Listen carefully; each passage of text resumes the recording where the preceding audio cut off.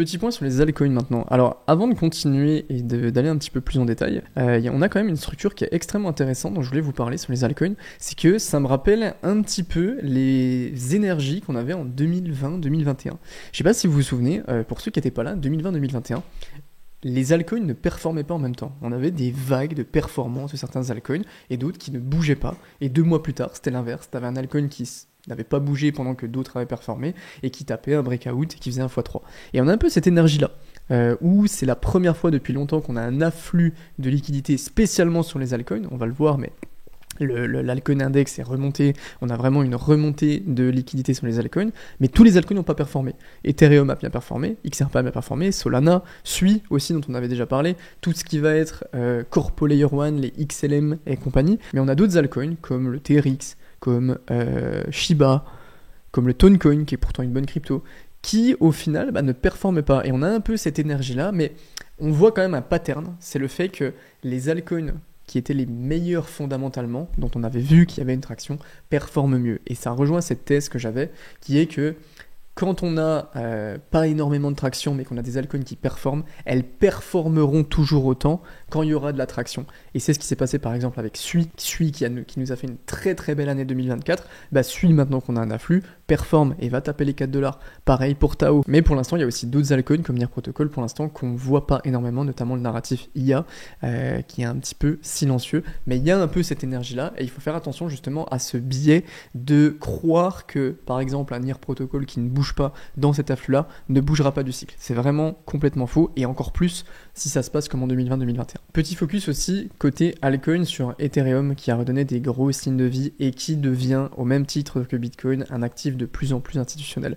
On voit des grosses entreprises comme Bitmine, comme BitDigital, comme Sharplink qui investissent massivement leur trésorerie en Ether. Il y a un gros changement de paradigme et on est en train d'assister à un truc qui est vraiment énorme dans le marché des crypto-monnaies. C'est des entreprises qui commencent à mettre des altcoins en trésorerie. Ça se matérialise notamment par une chose qui est extrêmement big, c'est le fait qu'aujourd'hui, ce n'est plus la fondation Ethereum qui détient le plus d'Ether, c'est Sharplink avec 280 706 Ether pour à peu près 880 millions. Et ça montre qu'on a un vrai engagement des acteurs publics envers le réseau. Il y a de plus en plus de sociétés qui investissent et ça va plus loin que juste détenir de l'Ether en trésor. Ils peuvent utiliser le réseau, ils peuvent construire dessus, ils peuvent tokeniser des actifs, ils peuvent générer des rendements. Ethereum, c'est la layer 1 la plus sécuritaire, donc ça semble complètement logique que les gros volumes DeFi Real World Assets soient dessus. Et on a un élément qui nous montre à quel point c'est avéré, c'est l'intérêt institutionnel qui se matérialise avec le nombre d'Ethers qu'on a en staking. On est passé de 34 millions d'Ethers 33-34 millions en staking à plus de 36 millions en l'espace de 2 mois. Et on voit qu'on a une reprise très claire du nombre de dépôts sur cette période de stagnation là qui avait été extrêmement vide le début de l'année et c'est corrélé avec les annonces d'achat pour de la trésorerie. Et en fait, plus les instituts achètent de l'Ether, plus ça renforce la crédibilité auprès de ce genre d'acteurs. Et en plus, ils le mettent en staking, donc ça renforce la sécurité du réseau. Et on a une sorte de boucle positive qui se met en place qui est très intéressante. Et de l'autre côté, regardez ça, c'est très classique, mais l'inflow sur les ETF. Regardez l'inflow sur les ETF Ether, c'est inouï. On a des niveaux qui n'ont jamais été atteints.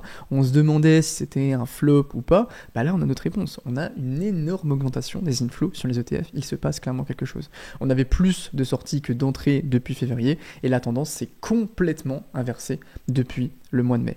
Ethereum est passé en quelques semaines d'un actif complètement délaissé qui déçoit avec ses performances à un actif qui est prisé des investisseurs et ça se matérialise sur le prix. Ça, c'est quelque chose qu'on va voir énormément. De gros actifs de qualité qui sont laissés dormants par les institutions pour qu'elles puissent acheter dans ces zones-là, qu'on ait cette image de oui mais en fait Ethereum c'est fini, c'est terminé, c'est un peu ce qui se passe en ce moment avec Solana et quand les gens ont commencé à capituler et que les institutions et les gros portefeuilles se sont bien gavés, on les fait remonter. C'est exactement ce qui se passe en ce moment avec Solana. Solana a fait son ATH autour des $300, on a une grande redescente, on nous fait croire qu'il y a un désintérêt sur Solana et à un moment il y aura un gros breakout sur Solana quand on aura suffisamment d'accumulation dans les ETF, quand elles estimeront globalement qu'on aura ça. Et ça va vraiment être de plus en plus la norme, surtout sur les gros actifs selon moi, donc il va falloir être affûté pour prendre des profits de manière vraiment intelligente et ne pas se faire avoir par la fausse propagande de Solana c'est terminé, Ethereum c'est terminé et ça sera le cas avec d'autres cryptos.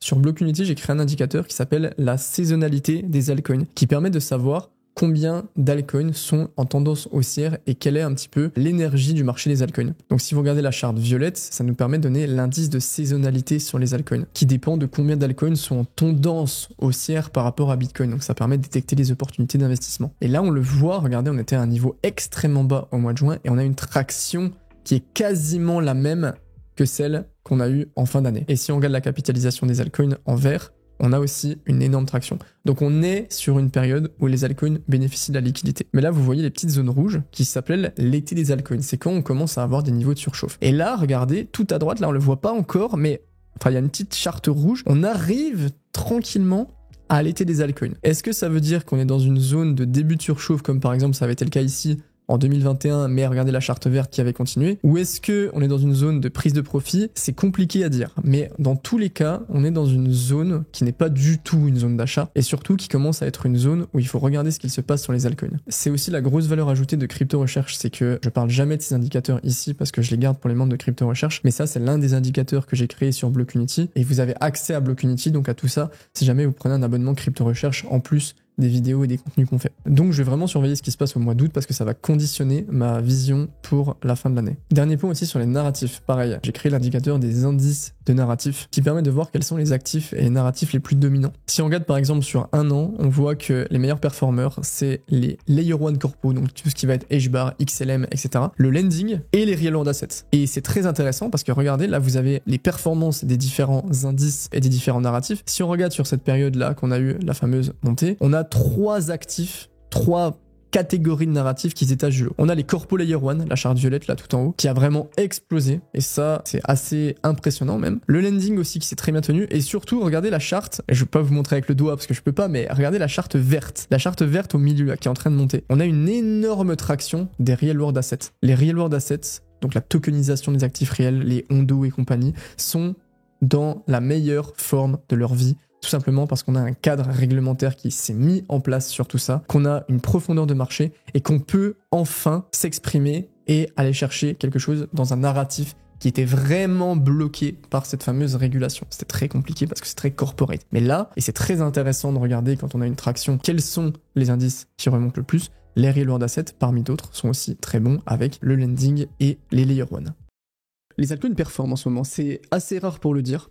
Et du coup, ça permet aussi de faire un point sur ma vision par rapport aux altcoins et comment je me positionne, parce que j'ai remarqué qu'il y avait pas mal de flou aussi. Dans le sens où, en fait, quand j'ai commencé mes vidéos, c'est vraiment, je prenais un altcoin et je l'expliquais. Et ça, je m'en souviens, j'avais discuté avec Asher à l'époque, qui m'avait dit « Toi, t'es mort ». Et je comprenais pas pourquoi. Il me disait « Toi, t'es mort. Tout le monde va croire que tu as investi dans chacun des altcoins et du coup, tu vas te faire démolir par les gens. » Et je me suis fait démolir. Bon, après, c'est Twitter. Hein. Twitter n'est pas la vraie vie. Mais du coup, je prenais chacun des altcoins pour essayer de l'expliquer. Et donc, j'ai eu un peu cette étiquette de mec qui fait du contenu sur les altcoins, ce qui est vrai, en fait. Je fais du contenu sur les altcoins, c'est pas une étiquette. Mais j'aimerais vous expliquer un peu ma représentation des altcoins. Il y a souvent cette phrase, 99% des altcoins iront à zéro. Alors, j'ai pas fait de calcul précis, mais je pense que c'est l'une des statistiques les plus vraies dans ce marché. Et si on regarde sur la courbe du risque, bah en fait, c'est ce qu'il y a de plus risqué en investissement. Pourtant, il y a un truc bien différent qu'on voit aussi, c'est tel projet crypto va tout exploser sur le long terme et je vendrai jamais mes tokens de tel projet. Et ça, c'est ultra dangereux, tout simplement parce qu'en fait, il faut vraiment comprendre une chose. Les altcoins peuvent faire des très beaux gains, d'accord ? Je sais que pour ceux qui sont sur le marché depuis quelques mois, c'est pas vraiment le truc à la mode, mais les altcoins peuvent permettre de faire des très gros gains. Par contre, il faut comprendre que les altcoins sont des investissements court terme. Regardez ces prix. Ça, c'est les projets qui étaient à la mode en 2020. Donc les Cardano, GMT, Atom, Matic, et il y avait beaucoup de gens qui disaient par exemple pour Matic et Atom, ça je vais hold sur 10 ans par exemple. Apecoin, Polkadot, Chiliz, etc. Bon, aucun n'a réussi à devenir un projet adopté, entre guillemets, aucun n'a réussi à revenir à des niveaux intéressants ou à battre son ancien ATH. On est entre moins 50 et moins 95% de performance depuis le top, j'insiste sur le mot top, de 2021. L'un des seuls contre-exemples de ça, c'est XRP, qui explose en ce moment, mais c'est tout. Et du coup, on est dans un marché de l'attention, où celui qui captera le plus de hype va être celui qui performera le mieux. Le truc, c'est que les projets nous vendent des promesses, d'accord? Un projet vend une promesse, surtout en crypto. Et certaines promesses ne sont juste pas tenues. Donc non, les altcoins ne sont pas des investissements long terme. Ce sont des investissements court terme à garder sur un seul cycle pour éviter de se manger moins 95% sur son investissement. Parce qu'en fait, il va y avoir un nouveau set méta. Je pense qu'il va y avoir ça avec peut-être Hyperliquid, Tao, Sui, peut-être. De gens qui vont dire oui, je hold ça sur 10 ans parce que Tao c'est le Bitcoin de l'IA. Ou non, c'est un altcoin. Et Tao peut performer, et ça, il n'y a aucun doute là-dessus. Par contre, c'est mon avis, mais en tout cas, je vais pas du tout hold d'altcoin sur plus que ce cycle parce que pour moi, les altcoins sont là pour acheter du Bitcoin. Et en ce moment, avec l'euphorie qui revient, le sentiment va changer. Les gens vont devenir beaucoup plus greedy, beaucoup plus optimistes sur le long terme, et on aura le fameux ça redescendra jamais. Sauf que tout ça est faux, et c'est l'un des rares trucs que je peux vous affirmer avec certitude dans ce marché. Les seuls gros joueurs qu'on a actuellement, c'est Bitcoin et Ethereum, qui, à la limite, je dis à la limite surtout pour Ethereum, peuvent être considérés pour une stratégie long terme. Le reste, c'est du court terme. Du coup, la question, c'est pourquoi concrètement est-ce qu'on prend ce risque? Pourquoi on peut pas juste focus Bitcoin simplement? Pour ce cycle et jusqu'à maintenant, en fait, ouais, ça aurait été très bénéfique pour le coup. Bitcoin lead majoritairement le marché depuis le début. L'objectif, et ça c'est mon point de vue, c'est d'investir dans les altcoins pour réussir à extraire une meilleure performance que Bitcoin, ce qui nous permettra, avec les gains générés, d'accumuler encore plus de Bitcoin que si on l'avait acheté directement. C'était simple à réaliser en 2017, c'était un peu moins simple en 2020, c'est devenu compliqué maintenant. Donc, pour ceux qui veulent pas s'embêter, oui, Bitcoin est le meilleur actif en termes de performance depuis 10 ans, et Bitcoin avec l'or sont pour moi les deux meilleurs investissements de ce siècle. Pour ceux qui, comme moi, prennent le temps de comprendre l'écosystème, qui veulent aller un peu plus loin dans la courbe de risque, qui veulent aller chercher un peu plus de rendement, n'oubliez pas que les altcoins sont loin d'être des investissements long terme. Et j'insiste vraiment sur ça, sur ce point altcoin.